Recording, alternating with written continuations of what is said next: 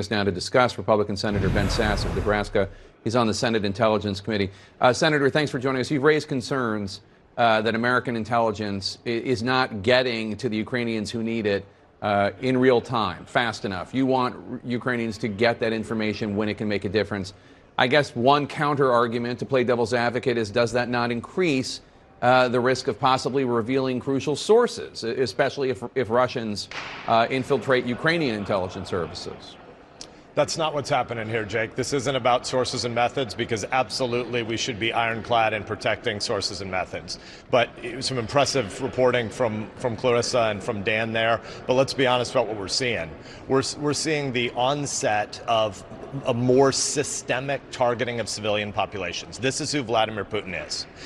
This is a guy who poisoned political opponents as far back as 2004, who invaded Georgia without consequence in 2008, who stole Crimea in 2014, downed civilian airliners without consequences again, meddled in our elections, poisoned Navalny in 2020. This guy doesn't have a moral limit on what he will do.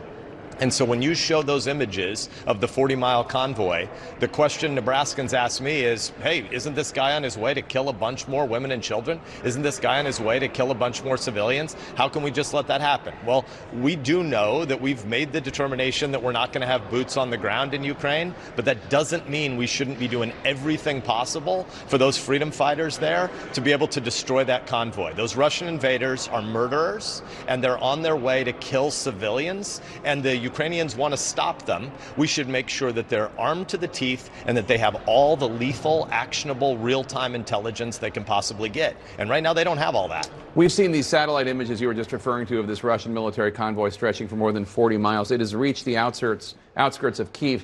Militarily, what do you think the U.S. should be doing or providing for Ukraine, given the fact that the decision has been made and there doesn't really seem to be much objection to it among any political leaders in the country, Democrat or Republican, that there will not be any American boots on the ground?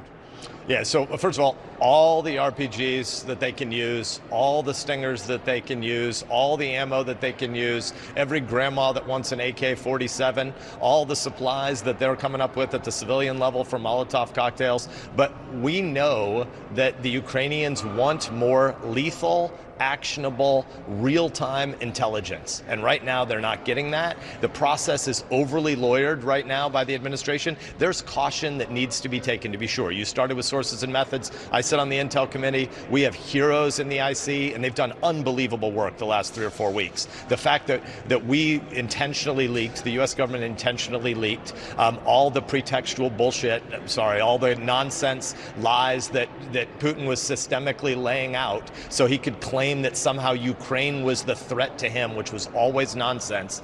His pretextual lies have all been debunked by the intelligence community. That's really important work. And yet, more should and can be done. And right now, the administration is too slow and they're too passive. It isn't good enough to tell somebody where a tank was 10 hours ago when the tank's now at the doorstep trying to do the kind of bombing we've seen in Kharkiv. If it's the lawyers holding it up, do you think that's because they're worried about the implications of the United States providing real-time intelligence that could then result in the deaths of Russians? Is that the issue? Or perhaps are there legitimate concerns about the United States providing what ends up being false intelligence? We remember that drone strike in Afghanistan where an innocent Afghan family was killed.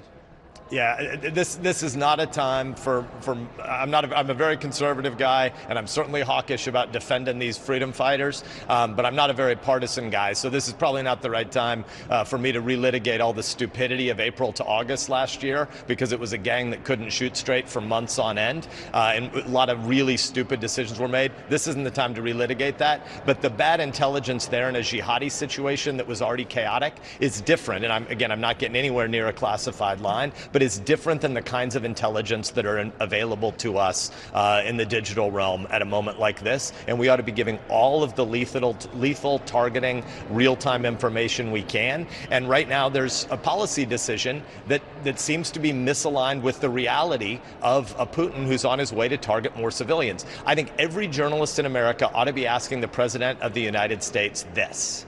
Have you directed your administration to provide lethal, real-time targeting intelligence to the Ukrainian military? And if not, why not? The administration should have to answer that question. They respond with lawyerly crap about, well, this agency isn't slowing things down, and we have a great process here, and there is an authorization to do X and Y, or, we're sharing intelligence. That's fine. I want to know, are you sharing lethal targeting intelligence in real time so the Ukrainians can kill Russian invaders? Ukrainian President Zelensky gave an interview to CNN's Matthew Chance earlier today. He once again called on the U.S. to help enforce a no-fly zone over Ukraine. Take a listen. I have already turned to some foreign leaders with this request. I believe that leaders must support democratic states of the world who are keen to defend such principles. This powerful issue of closing the airspace helps us tremendously. This does not mean dragging NATO into this war. But you don't support a no-fly zone. Obviously, that would entail putting U.S. pilots, whether Navy or Air Force, at risk. What do you tell Nebraskans when they say this convoy's headed there? How come our boys can't go up and girls can't go up there and bomb the Russian convoy? Yeah, so a bunch of important distinctions you do there. Let's say a bit of good news and then get into some of those distinctions. The first good news is the Russians don't have complete air superiority right now. The Ukrainians have been heroic fighters everywhere, but that includes their Air Force. I think almost every analyst who was watching this thing unfold as 150,000 troops amassed, again with a green light from Chairman Xi to move troops back from 11 time zones away in the Far East into Belarus, as all of that stuff was piling up on their border, I think almost everybody bet that Russians would have air superiority almost immediately. They didn't, and that's really good news. We should applaud the Ukrainian Air Force. But to the specific question you're asking, a no-fly zone isn't something you can simply declare. It's something that you have to go and enforce. And that would mean U.S. fighters would be coming into contact with Russian fighters over Ukrainian airspace right now. And the administration hasn't made any decision like that. I haven't made any call for anything like that because we have Ukrainians that are willing to fight. We need to have the will to arm them with the munitions, but also with the intelligence. Senator Ben Sasse, Republican of Nebraska, thank you so much for your time, sir. We really appreciate it. And